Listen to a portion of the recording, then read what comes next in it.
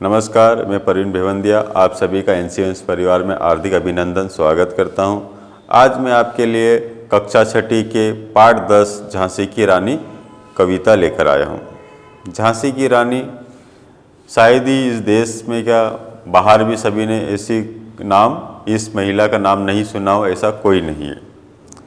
यह महानतम महिला कहा गया है कि जिसके पास दो काम थे कि विपत्ति आने पर यहाँ तो परेशानी को सहन कर लो और नहीं तो उस विपत्ति का डट के मुकाबला करो, चाहे जियो या मर जाओ, लेकिन अपने स्वाभिमान को किसी के सामने कदमों पे नहीं रखना। यह इस झांसी की रानी एक महिला ने सिखाया। जहाँ हमारे भारत के राजा महाराजा जो मर्द थे, पुरुष थे, उन्होंने भी अंग्रेजों के डर के मारे अपने घुटने टेक दिए अंग्रेजी सरकार के आगे, लेकिन यह अकेली ऐसी महिला थी जिनके पति का भी कुछ समय बाद स्वर्गवास हो गया। कहा जाता है कि उनकी कोई संतान भी न थी। वो अपने पति के दुख में खोई हुई रहती थी, गम में थी, लेकिन वही अंग्रेजों ने यह सोच के अधिकार कर लिया कि इसका कोई भी उत्तराधिकारी नहीं है। उन्होंने अपने राज्य को बचाने के लिए, अपने लोगों की रक्षा के लिए, कि ताकि अगर आज नहीं लड़ी तो मेरे दो लोग हैं, मेरा परिवार है या मेरे वंशज हैं, सब अंग्रेज़ों के गुलाम हो जाएंगे और अंग्रेज़ों की ये यातनाएं उन्हें सहन करनी पड़ेगी। तो इसीलिए वही एक कन्या की कहानी है। कहा जाता है कि हम सब शुरू में साधारण ही होते हैं। राम भी साधारण थे, कृष्ण भी साधारण थे, जितने भी हम गोट की बात करें वो भी सब साधारण थे। कोई अलग से उनमें कोई शक्तियाँ नहीं थी, लेकिन वह अपने कर्म, अपने फैसले, अपने निर्णय और अपनी दृढ़ शक्ति के कारण आज वो उस पद पर पहुँचे। चाहे महात्मा गांधी ले लो, चाहे भगत सिंह ले लो, कितने बहुत सारे हैं, मदर टेरेसा हो गई, अब्दुल कलाम हो गए हमारे। तो ये बहुत ऐसे महान जो लोग थे, उनके दृढ़ निश्चय के कारण ही वो वहाँ तक पहुँचे। तो आप जो भी कार्य करें पूरी ईमानदारी और दृढ़ निश्चय के साथ करें कि आर या पार की लड़ाई में, तो हम अपने लक्ष्य पर प्राप्त हो सकते हैं। तो चलिए आइए हम वो कहानी कविता शुरू करते हैं। यह हमारी सुभद्रा कुमारी चौहान द्वारा लिखी गई कवियत्री द्वारा बहुत ही कहानी है, बहुत ही यहाँ की नहीं, हमारे देश में नहीं, विदेशों में भी यह कविताएं सुनाई जाती है और बहुत ही प्रसन्नता और जोश के साथ में कविताएं सुनते हैं। तो चलिए शुरू करते हैं। सिंहासन हिल उठे, राजवंशों ने भ्रकुटी तानी थी, बूढ़े भारत में आई फिर से नई जवानी थी, घूमी हुई आज़ादी की कीमत सबने पहचानी थी, दूर फिरंगी को करने की सबने मन में ठानी थी, चमक उठी सन 57 में वह तलवार पुरानी थी, बूंदेलो हर बोलो के मुँह हमने सुनी कहानी थी, खूब लड़ी मर्दानी वो तो झांसी वाली रानी थी। बुंदेलखंड ग्वालियर तरफ के, झांसी तरफ के इलाकों की ये कहानी है जो मुँह ज़बानी एक से दूसरी जगह जाती है। तो जब कहा गया कि सन 1857 में अंग्रेज़ों ने जब झांसी पर अधिकार करने का प्रयास किया, कोशिश की गई, तब ये हो सकता था कि महारानी लक्ष्मीबाई वहाँ से भाग सकती थी, डर सकती थी, लेकिन वह ऐसा नहीं करा। वो सोच सकती थी कि मैं तो एक सामान्य सी एक महिला हूँ, ठीक है, मेरे पति का भी अभी तत्काल स्वर्गवास हो गया और मैं क्या कर सकती हूँ। लेकिन उन्होंने ऐसा न सोचते हुए उन्हें उसके विपरीत कहा कि ये मेरे लोग हैं, ये मेरा राज्य है और इस राज्य के लिए अगर मुझे अपने प्राण भी देने पड़े तो मैं पीछे नहीं हटूँगी।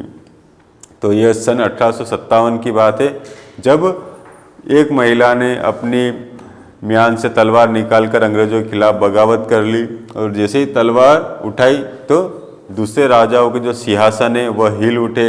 राजवंशों की भी भ्रकुटी आश्चर्य से तन गई कि ऐसा लगा कि जो बूढ़ा व्यक्ति है, बूढ़ा भारत हमारा देश जो अंग्रेजों के सितम के कारण कहीं न कहीं वह कमज़ोर हो गया था बूढ़े व्यक्ति की तरह, और जो बिल्कुल ताकतहीन, शक्तिहीन हो गया था। ऐसा लगा कि फिर से सब लोग जहाँ युद्ध के लिए इकट्ठे हुए अंग्रेजों से बगावत करने के लिए, तो बूढ़े भारत में भी फिर से एक जवानी की एक लहर उमंग दौड़ गई। गुमी हुई आज़ादी की कीमत सबने पहचानी थी। जो आज़ादी की कीमत भूल गए थे वो ये समझने लग गए थे कि हम तो अब अंग्रेज़ों के गुलाम दास ही है, हमारा जन्म ही गुलामी में हुआ और गुलामी में हम मर जाएंगे। तो वो जो आज़ादी की कीमत सबको समझ में आ गया था कि आज़ादी की कीमत क्या होती है। दूर फिरंगी की करने की सबने मन में ठानी थी। उन्होंने समझ में आ गया था कि जो अंग्रेज लोग हैं, फिरंगी लोग हैं, उन्हें हम अपने देश से नहीं, भारत देश से, भारतवर्ष से भी हम उसे खदेड़ देंगे, भगा देंगे। चमक उठी सन 57 में। सन 57 1857 की जो लड़ाई की जो तलवार है, आगाज है, वो उठी। क्यों? वह तलवार पुरानी थी, लेकिन वह तलवार तो पुरानी थी, लेकिन वह युद्ध का जैसे ऐलान किया तो तलवार भी चमकने लगी। तो बूंदेले हर बोलो के मुँह हमने सुनी कहानी थी, खूब लड़ी मर्दानी वो तो झांसी वाली रानी थी। चलिए आइए आगे बढ़ते हैं। यह लक्ष्मीबाई के जीवन की कुछ बचपन की इसमें बताया गया है कि वो कैसे थे। चलिए आइए देखते हैं। कानपुर के नाना की वो मुँह बोली बहन छबीली थी। कानपुर के जो नाना साहब थे उनकी वो मुँह बोली बहन थी। लक्ष्मीबाई नाम, उनका नाम लक्ष्मीबाई था। पिता की वह संतान अकेली थी और पिता की वह संतान अकेली थी, सिर्फ वह अकेली थी, कोई भी उनके भाई बहन नहीं थे। नाना के संग पढ़ती थी, वह नाना के संग खेलती थी। उनका पढ़ना, क्योंकि उनके जो चाइल्डहुड फ्रेंड थे वो नाना साहब थे, नाना के संग वो पढ़ती थी, वो नाना के संग खेली थी। बर्छी, ढाल, कृपान, कटारी उसकी यही सहेली थी। ठीक है, उसका उनका रानी लक्ष्मीबाई का खेल भी क्या था? तलवार के साथ, बर्छी के साथ, कृपान, कटारी, इनके साथ ही वो खेलती थी। वीर शिवाजी की गाथाएं उसको याद जबानी थी। जो वीर शिवाजी थे उनकी जो कहानी ही थी कि उन किन वीरता के साथ में उन्होंने मुगलों के साथ में युद्ध किया, अपने लोगों को बचाया, और जिस तरीके से उन्होंने अपने प्राण भी निछावर करने से पीछे नहीं हटे और अपने लोगों के लड़े। तो उनकी जितनी भी वीरता भरी कहानी थी उन्हें मुँह जबानी याद थी। बूंदेलो हर बोलो के मुँह हमने सुनी कहानी थी, खूब लड़ी मर्दानी वो तो झांसी वाली रानी थी। जो बुंदेलखंड के लोगों द्वारा एक से एक पीढ़ी से दूसरी पीढ़ी यह गाते गाते सुनाते सुनाते ये कहानी आई गई है। तो हमने उन लोगों से ये कहानी सुनी, खूब लड़ी मर्दानी वो तो झांसी वाली लड़। अब खूब लड़ी मर्दानी किस तरीके से लड़ी है हम आगे बढ़ेंगे। लक्ष्मी थी या दुर्गा थी, ठीक है ना। वह जो लक्ष्मीबाई का नाम है को लक्ष्मी माँ थी कि या दुर्गा माँ थी। सौम्य वीरता की अवतार थी। वीरता की वह एक अवतार थी, क्योंकि वह उन्होंने वीरता भरे काम भी किए हैं। देख मराठे पुलकित होते। जो मराठे महाराष्ट्र के लोग हैं, जो मराठी महाराष्ट्र के लोग हैं उन्हें मराठे कहते हैं। देख मराठे पुलकित होते। पुलकित यानी प्रसन्न होते, गर्व महसूस करते। उसकी तलवारों की आवाज़, जब वो तलवार की प्रैक्टिस करती थी, तलवार से लड़ती थी, तो जितने भी मराठे थे वह प्रसन्न होते थे कि यह लड़की जरूर कुछ करेगी। नकली युद्ध, व्यूह की रचना, यानी चारों तरफ घेर के अपने दुश्मनों को परास्त करना, और खेलना, खूब शिकार और शिकार करना, यही उनके। सैन्य घेरना, यानी किसी किले को अपने चारों तरफ से किस प्रकार से घेरा जाए, ठीक है ना, सैन्य किले को। वो दुर्ग तोड़ना, किसी दुर्ग या किले को किस प्रकार तोड़ा जाता है, यह थे उसके प्रिय खिलवाड़। और यह दिन भर वही खेल खेलते, जैसे आज के बच्चे क्रिकेट है, फुटबॉल है, वीडियो गेम ये खेलते थे, लेकिन लक्ष्मीबाई के जो छोटे में बचपनों में जो खेल थे वो यह थे कि नकली युद्ध करना, व्यूह की रचना करना, शिकार करना, सैन्य के घेरना, दुर्ग तोड़ना, यही उनमें दिन रात उनके दिमाग में यही चलता रहता था। आगे बढ़ते हैं। महाराष्ट्र कुल देवी उसकी भी आराध्य भवानी थी, ठीक है ना। जो लक्ष्मीबाई थी वो महाराष्ट्र की भवानी माता ही उनकी आराध्य देवी थी। भवानी जो माता है वो शक्ति की निशानी होती है, कि जो भी उनकी उपासना करता है उन्हें शक्ति देती है। तो बूंदेलो हर बोलो के मुँह हमने सुनी कहानी थी, खूब लड़ी मर्दानी वो तो झांसी वाली रानी थी। आगे बढ़ते हैं। हुई वीरता की वैभव के साथ सगाई झांसी में, ब्याह हुआ रानी अब बन आई लक्ष्मीबाई झांसी में, राजमहल में बजी बधाई खुशियाँ छाई झांसी में, भूमट बूंदेलों के विरुद्धावली शिव आई झांसी में। जो रानी लक्ष्मीबाई थी वो कानपुर में रहती थी, लेकिन जहाँ उनकी जो सगाई है, सगाई के बाद उनका विवाह झांसी के झांसी के राजा के साथ उनका विवाह हुआ। ब्याह हुआ, रानी अब बनाई लक्ष्मीबाई झांसी में, वहाँ से शादी करके अब झांसी में आ गई और राजमहल में बधाइयाँ बजने लगी, स्वागत करने लगे और सुभट बुंदेलों की विरुद्धावली भी आई झांसी में। और कह सकते हैं कि बुंदेलों की विरुद्धावली, उनको बचाने वाली, उनकी रक्षा करने वाली भी झांसी में आ गई। अब जब उनके पति को झांसी की रानी लक्ष्मीबाई और झांसी के राजा उनके साथ में विवाह हुआ, तब उन्होंने चित्रा ने अर्जुन को पाया। चित्रा जो थी, उन्होंने अर्जुन जो कृष्ण के मित्र भी थे, कृष्ण के सखा भी थे, तो चित्रा ने अर्जुन को पाया। शिव से मिली भवानी थी। जब उनका विवाह झांसी के राजा के साथ हुआ तो लोग उनका बीच का तुलना करने लगे कि चित्रा ने जैसे अर्जुन को पाया और शिव से जैसे ही भवानी मिली, वैसे ही लक्ष्मीबाई का विवाह राजा के साथ में हुआ। बूंदेलो हर बोलो के मुँह हमने सुनी कहानी थी, खूब लड़ी मर्दानी, वो तो झांसी वाली रानी थी। चलिए, कानपुर से रानी अब झांसी में आ गई। अब उसके आगे क्या होता है ये पढ़ते हैं। उदित हुआ सौभाग्य, मुदित महलों में उज्याली छाई, किंतु काल गति चुपके चुपके काली घटा घेर आई। तीर चलाने वाले कर में उसे चूड़िया कब भाई, रानी विधवा हुई हाय, विधि को भी नहीं दया आई। चारों तरफ रानी के विवाह की सेनाएं थी, बहुत ही प्रसन्न थे। कहा जाता है कि रानी के साथ 5-6 महीने भी न बीते हुए कि अचानक धीरे धीरे काल घटा घेर आई, यानी राजा की तबीयत अचानक खराब हुई और वहीं पर उनकी काल मृत्यु हो गई। अकाल मृत्यु के बाद तीर चलाने वाले कर में उसे चूड़िया कब भाई, ठीक है ना। तो ऐसा कहा जाता है कि जिसके नसीब में नहीं हो तो उनकी चूड़िया जो थी, सुहाग की चूड़ियों की निशानी, वह भी टूट गई। रानी विधवा हुई हाय, विधि को भी ये न दया आई। और रानी कुछ ही दिनों में या कुछ ही महीने और शादी के नहीं हुए थे और वह विधवा हो गई। नी संतान मरे राजा जी, रानी शोक समानी थी कि 6 महीने में उन्हें कोई भी संतान प्राप्त नहीं हुई और वह इसी शोक में कि अब मेरा कोई कुछ नहीं है, मेरा कोई भी नहीं है, मैं इस संसार में पूरी तरीके से अकेली हूँ, और वह इसी शोक में डूबी हुई रही। बूंदेलो हर बोलो कि मुँह हमने सुनी कहानी थी, खूब लड़ी मर्दानी, वो तो झांसी वाली रानी थी। उसके आगे बढ़ते हैं। बुझा दिए झांसी का तब डल हो जी मन में हर्षाया। जैसे ही राजा की मृत्यु हुई, डल हो जी था जो जिसने हड़प नीति के द्वारा सभी राज्यों को अपने कब्जे में लिया है, वो बहुत ही प्रसन्न हुआ। राज्य हड़प करने का उसने यह अच्छा अवसर पाया। फौरन फौजे भेज दुर्ग पर अपना झंडा फहराया। लावारिस का वारिस बनकर ब्रिटिश राज्य झांसी आया। ठीक है, तो डल हो जी था, जैसे ही राजा मरा और उसे पता चला कि उसकी कोई भी संतान नहीं है, तो बहुत ही प्रसन्न हुआ। उसने सोचा कि अब यह बहुत ही अच्छा मौका है कि इस राज्य को अंग्रेजी राज्य में मिला लिया जाए, और उसने वहाँ अपने तुरंत फौजें भेज दी और वहाँ पर अपना जो परचम में अपना झंडा है वह लहरा दिया और झांसी को अपने कब्जे में कर लिया। चलिए आगे बढ़ते हैं।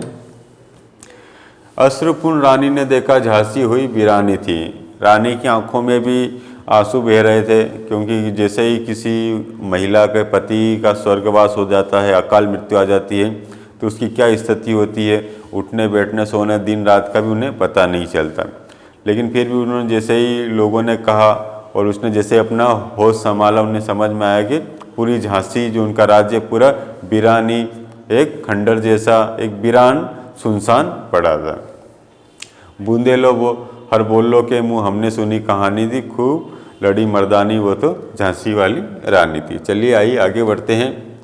अनुनय विनय नहीं सुनता, विकट फिरंगी की माया, व्यापारी बन दया चाहता था जब वो भारत आया।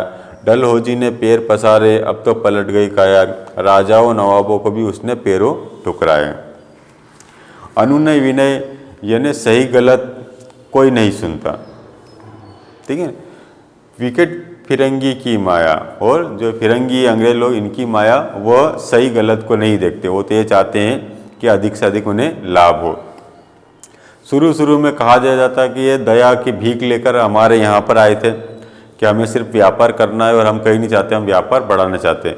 धीरे धीरे उन्होंने क्या है कि डलहौजी ने धीरे धीरे व्यापार के बढ़ाते बढ़ाते पूरे राज्य पर कब्जा कर लिया। और जितने भी जो राजा है, नवाब है, जिनकी पहले वो जिनकी चरणों में पड़े रहते थे, आज उनको ही वो अपनी ठोकरों पर रखते हैं।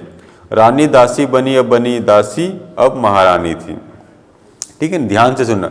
रानी दासी बनी, जैसे ही अंग्रेजों ने झंडा, रानी का झंडा हटाकर, झांसी का जो झंडा हटाकर उन्होंने अपना झंडा लहराया, वहाँ पर रानी, अब रानी नहीं, दासी बनी है। दासी बनी अब महारानी। पर दासी बनी महारानी मतलब फिर से वह दासी से महारानी क्यों बनी? कि उसने अंग्रेजों के खिलाफ अपनी बगावत युद्ध का ऐलान कर दिया। और यह कहानी हमने हर बोलो के मुंह से सुनी थी कि खूब लड़ी मर्दानी वो तो झांसी वाली रानी थी। चलिए आइए आगे बढ़ते हैं। चीनी राजधानी दिल्ली की, कि राजधानी की, जो राजधानी दिल्ली की राजधानी, उस समय दिल्ली के शासक थे, उन्हें भी वहाँ से हटा दिया, लिया लखनऊ बातों बात। और एक बातचीत में ही लखनऊ को अंग्रेजों ने अपने अंग्रेजी शासन में, कैद पेशवा था बिठूर में, और बिठूर के जो पेशवा थे उनको उन्होंने, अंग्रेजों ने युद्ध करके उन्हें हरा दिया और उन्हें कैद कर लिया। नागपुर को भी घात, और नागपुर में, महाराष्ट्र का जो नागपुर एरिया है, उससे भी घात करके धोखे से अपने अधिकार मिला ले। उदयपुर, तंजूर, सतारा, कर्नाटक की ये छोटे छोटे राज्य थे, इनकी तो क्या औकात थी, अंग्रेजों ने इन्हें आसानी से अपने राज्य में मिला लिया। जबकि सिंध, पंजाब, ब्रह्मा पर भी हुआ था वज्र निपात, और इन सिंध राज था, पंजाब था, ब्रह्म राज था, इन्हें भी अपने अधिकार में कर लिया। बंगाल, मद्रास आदि की भी यही कहानी थी। और बंगाल, मद्रास, चेन्नई है, बंगाल है, इनकी भी यही कहानी थी कि अंग्रेजों ने कूटनीति द्वारा, छल द्वारा, कपट द्वारा और अपनी ताकतों के द्वारा इन सभी राज्यों पर अपना कब्जा कर लिया। कि यही कहानी, खूब लड़ी मर्दानी वो तो झांसी वाली रानी थी। अब इसके बाद में आगे बढ़ते हैं। रानी रोई रनिवासों में, ठीक है ना, रानी अपने पति के गम में रनिवास में रो रही थी। बेगम गम थे बेजार, और वो अपने गम में इतनी डूबी हुई थी कि बाहर क्या हो रहा है उन्हें कुछ भी समझ में नहीं आ रहा था। उनके गहने कपड़े बिकते थे कलकत्ते के बाजार। जिसका पति मरा हो वह गहने कपड़े बिल्कुल ध्यान ही नहीं देती है, तो उनके जो कपड़े गहने थे, ठीक है ना, कपड़े जो गहने थे वह कलकत्ता के मार्केट में बिक रहे थे। सरेआम नीलाम छापते थे अंग्रेजों के अखबार। नागपुर के जेवर ले लो, लखनऊ के लो लखे हार। जो रानी लक्ष्मीबाई के जेवर थे, उनके बेशकीमती कपड़े थे, वह अंग्रेज लोग पेपर में ऐड देते थे, बताते थे कि ये इस झांसी की रानी के कपड़े हैं, इसको नीलाम है, जिसको खरीदना है वह खरीद ले। यो पर्दे की इज्जत पर देसी की हाथ बिकानी थी, और अपने देश के लोग ही अपनी इज्जत को बेच रहे थे और अपने लोग ही उसने खरीद रहे थे। बूंदेलो हर बोलो के मुँह, हमने सुनी कहानी थी, खूब लड़ी मर्दानी वो तो झांसी वाली रानी थी। चलिए आगे बढ़ते हैं। कुटिया में थी विषम वेदना, महलों में आहत अपमान। ये कुटिया जो गरीब लोग थे वो तो बहुत वैसे ही परेशान थे, वो उनके सीने में बहुत ही दर्द था।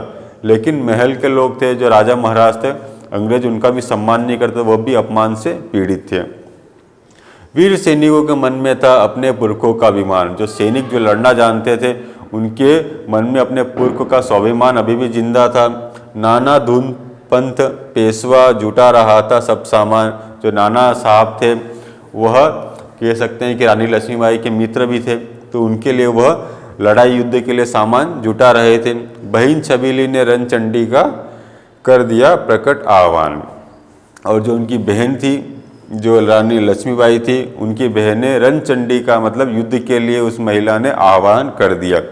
हुआ यज्ञ प्रारंभ, उन्हें तो सोई ज्योति जगानी थी, ठीक है ना। और वहीं से नाना साहब ने जब अपनी बहन को जगाया और कहा कि अब हमें लड़ना होगा, और रणचंडी का आह्वान किया कि तुम कोई एक साधारण अबला नारी नहीं हो, तुम महान नारी हो और तुम्हें लड़ना है और अपनी राज्य को वापस प्राप्त करना है। और वहीं से यज्ञ शुरू हुआ, युद्ध का आह्वान हुआ, और कहा जाता है कि कहानी को हम आगे बढ़ाते हैं। महलों ने दी आग, झोपड़ी ने ज्वाला सुलगाई थी, यह स्वतंत्रता की चिंगारी अंततरम से आई थी। झांसी चेती, दिल्ली चेती, लखनऊ लपेट छाई थी, मेरठ कानपुर पटना ने भारी धूम मचाई थी, ठीक है ना। और जैसे ही झांसी में युद्ध का ऐलान हुआ तो यह खबर बहुत तेज़ी से फैल गई, झांसी चेत गई सबसे, फिर दिल्ली, लखनऊ, लपेट और मेरठ, कानपुर, ये बातें सब जगह चारों तरफ भारत के हर देश में पहुंच गई। किसी न के अंग्रेजों को हमें देश से खदेड़ देना है। जबलपुर, कोल्हापुर में भी कुछ हलचल उकसानी थी। हमारे मध्य प्रदेश जबलपुर, ये कोल्हापुर जो आता है क्षेत्र, यहाँ तक भी ये खबरें आई और अंग्रेजों के खिलाफ सबने बगावत कर दी। चलिए हम आगे बढ़ते हैं। इस स्वतंत्रता महायज्ञ में कई वीरवर आए थे कि इस युद्ध में कौन कौन से वीर पुरुष आए थे, उनके नाम है नाना धुंधुपंत तात्या, चतुर अजीमुल्ला सरनाम, अहमद शाह मौलवी, ठाकुर कुंवर सिंह, सैनिक अभिराम, भारत के इतिहास के गगन में अमर रहेंगे जिनके नाम। तो ये महान जो सैनिक है, जो झांसी की रानी लक्ष्मीबाई के साथ में युद्ध में जिन्होंने भाग लिया और यह वीर गति को प्राप्त हुए, लेकिन इनके नाम आज भी इतिहास में अमर है। लेकिन आज जुर्म कहलाती उनकी जो कुर्बानी है। लेकिन इतिहास को अगर हम फिर से दोबारा देखेंगे तो 1857 का जो युद्ध है उनको हम कह सकते हैं कि यह तो लोगों ने अंग्रेजों जुर्म कहा जा सकता है, बगावत कहा जा, आतंकवादी इन्हें कहा जा सकता है कि जो देश को बर्बाद कर रहे हैं, पर ऐसा नहीं है, ये देश के लिए, अपने लोगों के लिए लड़े थे। आगे बढ़ते हैं। इनकी गाथा छोड़ चले हम झांसी के मैदानों में, इनकी कहानी को हम झांसी के मैदान में छोड़ चले, जहाँ खड़ी थी लक्ष्मीबाई मर्द बनी मर्दानों में। लेफ्टिनेंट वाकर आ पहुँचा, आगे बढ़ा जवानों में, रानी ने तलवार खींच ली, हुआ द्वंद आसमानों में। ठीक है ना, ये कहानी हम बाद में पढ़ेंगे, पर युद्ध का आगाज हो चुका था, युद्ध लड़ने शुरू हुए थे। रानी लक्ष्मीबाई सभी पुरुषों में वो अकेली महिला थी, ऐसा नहीं, उनके साथ में भी उनकी साथी थी, लेकिन पुरुषों में वो महिला अकेली युद्ध के लिए खड़ी रही थी। लेफ्टिनेंट वाकर आ पहुंचा और दोनों में घमासान युद्ध हुआ, और जैसे युद्ध हुआ द्वंद्व हुआ आसमानों में, जख्मी होकर वाकर भागा, उसे अजब हैरानी थी। जो लेफ्टिनेंट वाकर था वो रानी लक्ष्मीबाई से जख्मी हो गया और वहाँ से भाग खड़ा, उससे भी अजब हैरानी हुई थी कि मैं किस प्रकार एक महिला के हाथों जख्मी हो गया, हार कर मुझे भागना पड़ा। चलिए आगे बढ़ते हैं। रानी बड़ी काल्पी आई, रानी युद्ध करते हुए काल्पी पहुंची, कर 100 मील निरंतर, और 100 मील का सफ़र उन्होंने निरंतर पार किया। जो घोड़ा थक कर गिरा भूमि पर, जो उनका घोड़ा था वो थक कर जमीन पर गिर पड़ा, गया स्वर्ग तत्काल, और जैसे ही वो घोड़ा जमीन पर गिरा वहीं पर उसकी मृत्यु हो गई। यमुना तट पर अंग्रेजों ने फिर खाई रानी से हार, विजय रानी आगे चल दी, किया ग्वालियर पर अधिकार। और कहा जाता है कि अंग्रेजों ने फिर वहीं पर यमुना तट पर अंग्रेजों ने फिर रानी से हार गए और रानी ने ग्वालियर पर अपना अधिकार जमा लिया। अंग्रेजों के मित्र सिंधिया ने छोड़ी राजधानी थी, और जो अंग्रेज जो सिंधिया परिवार थे ग्वालियर के घराने के, वो अंग्रेजों के साथ मिल गए। उन्होंने अपने यहाँ के लोगों का साथ न देकर अंग्रेजों का साथ दिया, और जिसके कारण जैसे ही रानी ग्वालियर पर अधिकार करने आई, सिंधिया परिवार अपनी राजधानी छोड़कर भाग गया। बूंदेलो हर बोलो के मुँह हमने सुनी कहानी थी, खूब लड़ी मर्दानी, वो तो झांसी वाली रानी थी। विजय मिली पर अंग्रेजों की फिर से सेना घिर आई थी, सबके अब के जनरल स्मिथ सन्मुख था, उसने मुँह की खाई थी। कान्हा और मंथरा सखिया रानी के संग आई थी, युद्ध क्षेत्र में उन दोनों ने भारी मात मचाई थी। ठीक है ना, रानी आगे बढ़ती जा रही थी, अंग्रेजों को हराई जा रही थी, मारती जा रही थी, जिसके कारण क्या है कि पूरी सेना ही लथपथ थी। फिर भी अंग्रेजों ने चारों तरफ से रानी को घेर लिया। अब की बार जनरल स्मिथ सन्मुख था। जनरल स्मिथ था जो बहुत ही चतुर और बहादुर था, लेकिन उसने भी रानी के सामने डर गया और उसने भी धराशायी हो गया और वहाँ से भाग निकला। कान्हा और मंथरा जो उनके साथ में संरक्षण से महिलाएं थी रानी लक्ष्मीबाई की, वह भी सखिया रानी की सखिया थी, रानी के संग आई थी और वो रानी के साथ युद्ध करने आई थी। और उन्होंने युद्ध इतना करा कि उन्होंने भी बहुत ही मारकाट मचाई थी कि अंग्रेज उनको देखकर भी भाग खड़े हो रहे थे। पर पीछे हुरोज आ गया और हाय गिरी अब रानी, लेकिन पीछे जैसे युद्ध कर रहे, लेकिन पीछे से ही हुरोज लेफ्टिनेंट आ गया और उसने रानी को चारों तरफ से घेर लिया। चलिए हम आगे बढ़ते हैं। तो भी रानी मार काट कर चलती बनी सैन्य के पार, किंतु सामने नाला आया। लेकिन वह युद्ध करती ही जा रही थी, लेकिन सामने नाला आ गया, जिसके कारण क्या हुआ, किंतु सामने नाला आया, यह संकट विषम अपार, क्योंकि अब रानी आगे बढ़ नहीं पा रही थी, अब वो घिरती जा रही थी। घोड़ा अड़ गया, क्योंकि घोड़ा नया घोड़ा था, वो पुराना अगर घोड़ा होता तो वह नाला को आसानी से पार कर लेता। इतने भी आ गए सवार, रानी एक शत्रु बहुतेरे होने लगे वार पर वार, और रानी अकेले घिर गई।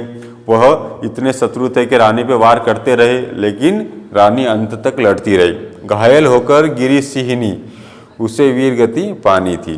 ठीक है ना, लेकिन अंत में रानी भी थक गई और उस पर वार होते होते अंत में उन्हें वह भी घायल हो गई और वह भी एक गिर गई।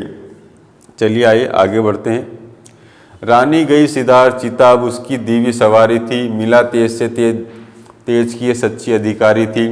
अभी उम्र केवल 23 की थी, मनुज नहीं अवतारी थी, हमको जीवित करने आई बन स्वतंत्रता की नारी थी। इसमें बताया गया है कि जैसे ही वार पे वार अंग्रेज लोग उन पे करते गए, वह घायल होकर नीचे गिर गई, और कहते हैं कि जैसे ही वह नीचे गिरी और कुछ समय बाद उनकी वहीं पर मृत्यु हो गई।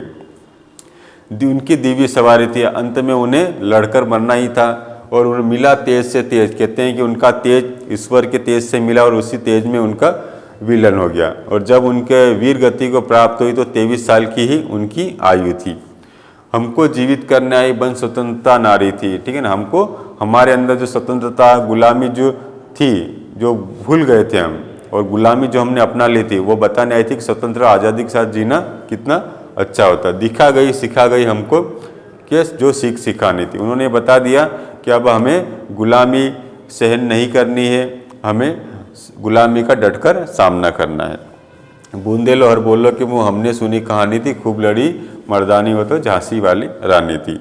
ठीक है, आगे बढ़ते हैं। जाओ रानी याद रखेंगे हम कृतज्ञ भारतवासी, कि जाओ रानी तुम ईश्वर के चरणों में समा जाओ, लेकिन हम आपके जो कृतज्ञ आभारी हैं, जो आपने हमें सीख से मैं भारतवासी हैं, हम आपको याद करेंगे। यह तेरा बलिदान जगाएगा स्वतंत्रता अविनाशी, होवे चुप इतिहास लगे सच्चाई को चाहे फांसी, हो मदमाती विजय मिटा दे गोलों से चाहे झांसी। कि जाओ रानी, हम तो आपकी जो वीरता के साथ में आपने युद्ध किया, वो हम आपकी कहानी को, व्यथा को हम याद रखेंगे। आपका बलिदान ही हमें आगे अंग्रेजों के खिलाफ लड़ने के लिए प्रेरणा देगा। चाहे इतिहास चुप हो जाए या आपकी जो सच्चाई है लोग उसे मिटा दें, लेकिन या गोले से या जो तोप के गोले से पूरी झांसी मिटा दे, लेकिन जो आपकी वीरता की एक कहानी है ये कोई भी नहीं मिटा सकेगा। हम क्या, हमारे आने वाली पीढ़ी भी याद रखेगी, और आज भी हमें ये कहानी अच्छे से याद है और आगे भी यह चलती रहेगी। तेरा स्मारक तू ही होगी, तू ही खुद अमिट निशानी है, बूंदे लो हर बोलो के मुँह हमने सुनी कहानी थी, खूब लड़ी मर्दानी वो तो झांसी वाले। कि तेरा स्मारक तू खुद झांसी की रानी तुम स्वयं हो। ठीक है, और कोई नहीं, तुम्हारी जगह कोई नहीं ले सकता। चाहे दुनिया से झांसी का नाम मिटा दे, चाहे आपकी मूर्ति पूरी खंडित कर दे, लेकिन जो आपकी जो वीरता की कहानी है वह हमेशा ही चलती ही रहेगी। तो यह वीर महिला लक्ष्मीबाई की कहानी है जो हमने पढ़ी समझी। वीरता की कहानी, हमें यह शिक्षा मिली थी कि गुलामी जो हमके अत्याचार के खिलाफ कभी भी घुटने नहीं टेकना, चाहे हमें मरना पड़े तो हम मर जाएंगे, लेकिन हम झुकेंगे नहीं। ये कहानी हमें ये सिखाती है। और इस कहानी के जो प्रश्न उत्तर है, जो PDF फाइल है, वो मैंने आपके सामने दी है। अनुमान कल्पना के जो क्वेश्चन है वो आपको स्वयं करने का प्रयास करना है। आज के लिए इतना ही, धन्यवाद।